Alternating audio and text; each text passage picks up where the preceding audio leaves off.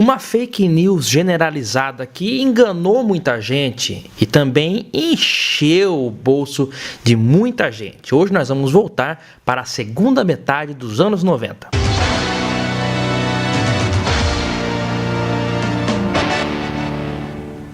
Olá amigos do canal PL, deu uma esfriada boa por aqui, acho que por aí também, né? Por isso vamos aquecer cada vez mais a nostalgia que encontramos aqui e para isso você já sabe o que tem que fazer. Se inscreva no canal gratuitamente, você não vai pagar absolutamente nada e vai curtir conteúdos legais por aqui. Meus amigos, o primeiro Código Nacional de Trânsito foi criado em 28 de janeiro de 1941 e visava disciplinar a circulação de veículos automotores de qualquer natureza nas vias públicas de todo o Brasil. Esse código durou apenas 8 meses até a criação do CONTRAN em 1941. Ao longo dos anos foi passando por uma reformulação ou outra.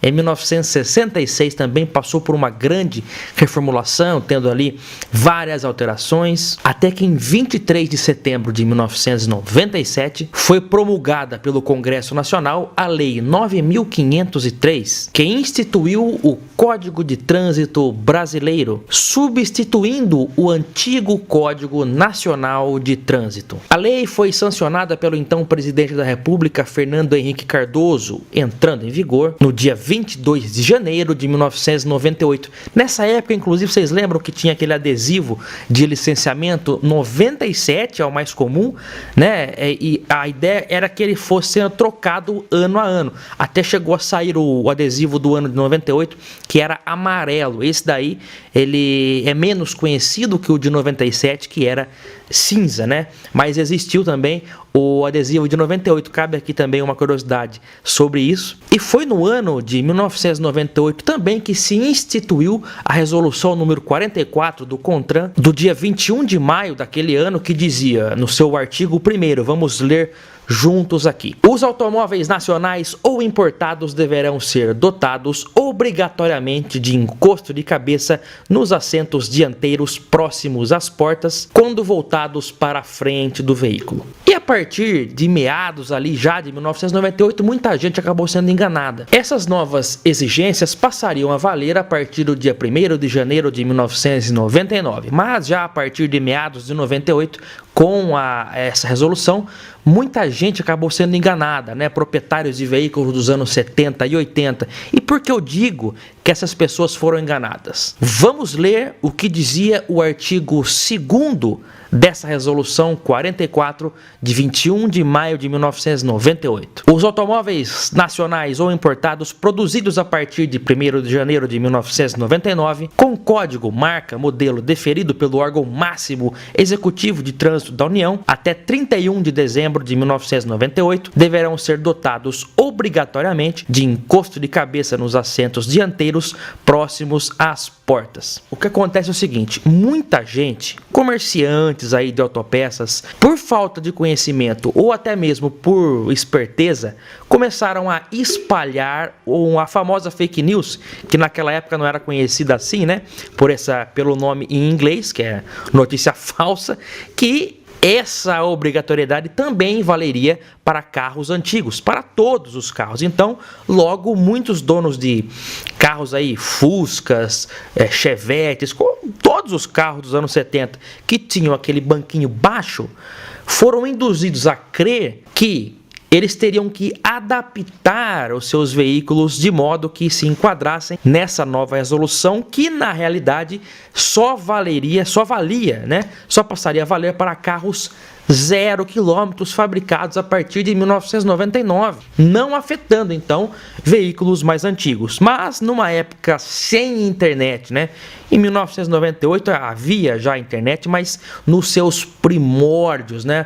Era ainda um item de luxo, as pessoas não tinham tanto acesso à informação como hoje, muita gente acabou sendo enganada e foi nessa época que muitos bancos originais que hoje são vendidos a preço de ouro foram mutilados, né? Eles furavam os encostos dos bancos para enxertar encostos de cabeça universais, isso quando não vendiam bancos inteiros aí Aí ficou muito famoso aqueles bancos Probel, um banquinho meio picolézinho, porque ele já trazia o encosto de cabeça integrado, né? Então, esses bancos originais ou eram jogados fora ou eram mutilados, furados para colocar o encosto de cabeça. E quem vendia os bancos novos ficava com o antigo, mas não era para revender o antigo original, porque na época não valia nada. Muitos bancos originais na época foram parar no lixo, né? Houve também a fabricação, já nos anos 70 também, de encostos de cabeça como acessório, que não era necessário furar o banco, ele era encaixado com pressão ali no encosto e também era uma alternativa para não precisar furar o banco original. Mas na época o pessoal só queria, muitos, né, queriam apenas ganhar dinheiro e acabavam furando mesmo o encosto para instalar esses encostos de cabeça. E inclusive não foi só com encosto de cabeça, porque nessa mesma época, a partir da mesma data, 1º de janeiro de 1999, além do encosto de cabeça, outro item se tornou obrigatório, que era o retrovisor do lado direito do carro, do lado do carona. Não era difícil ver, ainda nos anos 90, veículos 0 km saindo, veículos mais básicos nas versões de entrada, saindo de fábrica sem o espelho do carona, sem o espelho do lado direito. E a partir de 1998 criou então uma resolução também que exigia que os veículos saíssem com retrovisores externos de ambos os lados, mas do mesmo modo que era para o encosto, também para o retrovisor, somente para veículos 0 km a partir de 1999, mas também, mais uma vez, a indústria de autopeças, não a indústria em si, mas muitos comerciantes, mais uma vez repetindo, por falta de conhecimento mesmo, ou alguns por, querer ali ganhar um a mais, acabavam convencendo motoristas aí a atualizarem os seus carros antigos para o novo padrão, mesmo não sendo legalmente necessário. Então foi aí também que muitos carros aí que não tinham originalmente o retrovisor do lado direito passavam a ter, carros dos anos 70, 60, foram furados também nessa mesma época. A comunidade antigo mobilista, que ainda era bem menor do que é hoje, já em 1998, com muito esforço, conseguiu criar a placa preta, que surgiu em 1998 mesmo, que visava contemplar com carros com mais de 30 anos e um alto índice de originalidade, com as placas pretas de coleção, visando já blindar esses carros antigos de eventuais mudanças na legislação. Mas o fato é que a placa não era tão acessível, então isso ficou restrito inicialmente a um público mais seleto. Ao longo das décadas, várias alterações na legislação foram feitas, exigências passaram a valer. Por exemplo, a partir de 1968, o cinto de segurança passou a ser obrigatório em todos os veículos. Até 1967, os carros não precisavam sair com o cinto de segurança. A partir de 1968, esse item se tornou obrigatório. Detalhe, a partir de 1968, tornou-se obrigatório o carro vir de fábrica com o cinto, mas não era obrigatório usar. Então o carro tinha que ter, mas na prática ninguém usava o cinto de segurança. Porque a obrigatoriedade mesmo do uso do cinto só surgiu no final dos anos 90, nessa mesma época aí da criação do novo Código de Trânsito Brasileiro, em 1997. Embora já existisse a obrigatoriedade do uso do cinto em estradas federais desde 1988, mas mesmo assim pouca gente acabava usando, A CET intensificou a campanha pelo uso do cinto de segurança. A multa só começa a ser aplicada na quarta-feira. Mesmo assim, o número de motoristas usando o cinto já aumentou. Mas é claro, sempre existem os teimosos. Um congestionamento desse não tem condição de você andar com cinto.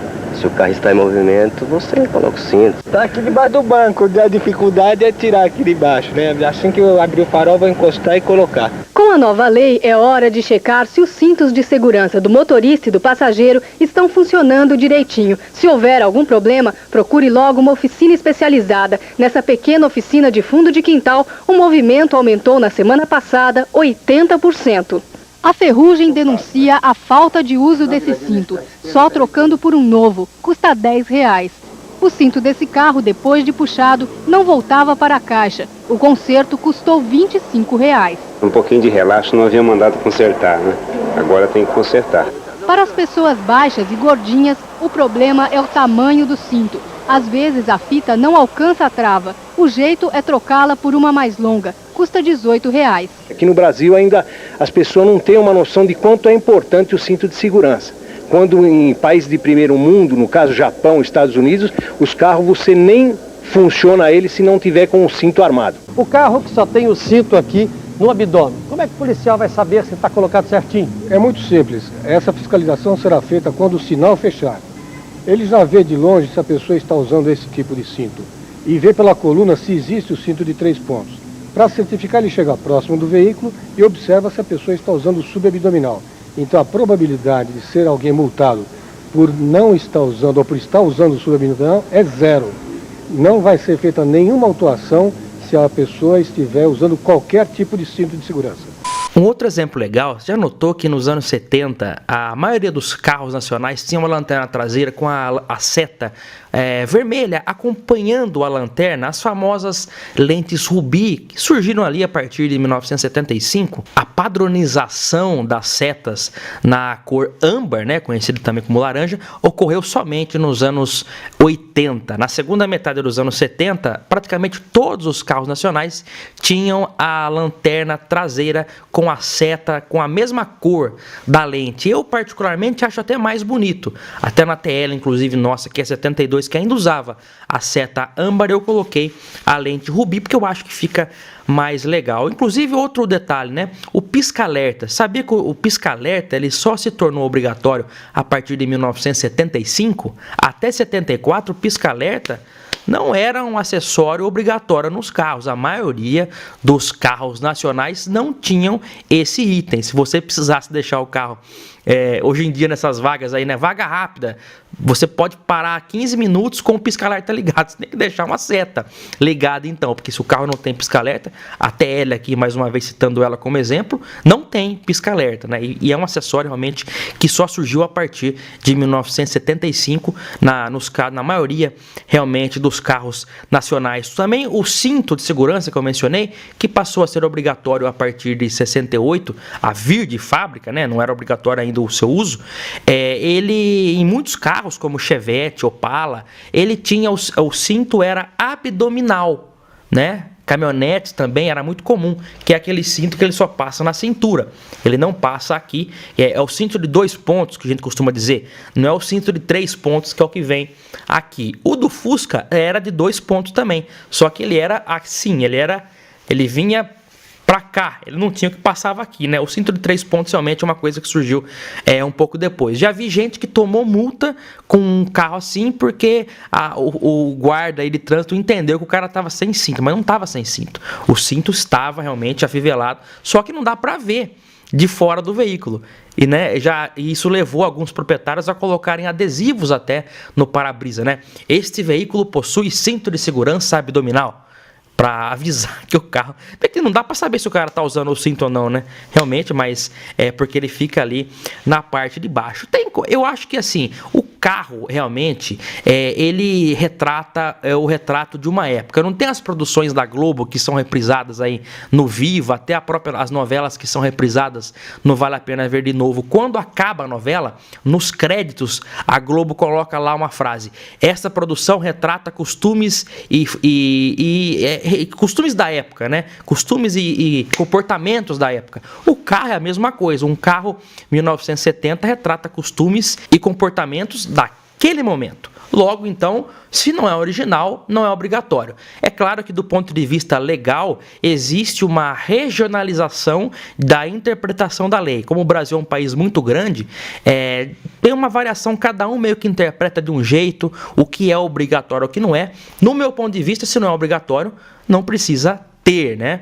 Então, realmente, hoje em dia, tem muita gente correndo atrás de banco original, porque os bancos originais foram jogados no mato em troca de bancos aí Probel, que hoje já não valem nada mais, né? E também muita gente tampando o buraco de retrovisor que foi aberto com broca, com de qualquer jeito, nos anos 90 ou até antes. Então, acho que a maior fake news dos anos 90 em termos automobilísticos realmente foi esse fato aí de que seria obrigatório para todos os carros, sendo que se todo mundo parasse para ler o artigo 2º da legislação, eles iam ver realmente que não era verdade. O canal PL é nostalgia, prestação de serviço, curiosidades, informação e também um daily vlog ali também com os nossos carros. Todas as terças-feiras temos também um episódio novo da série do Fusreb Fusca Branco Lotus 1969. Pedro, eu queria que você falasse de tal assunto. Escreve aqui nos comentários que eu vou ler e vou aí dar um amei no seu comentário. Um grande abraço a todos e até o próximo aqui no canal PL. Tchau!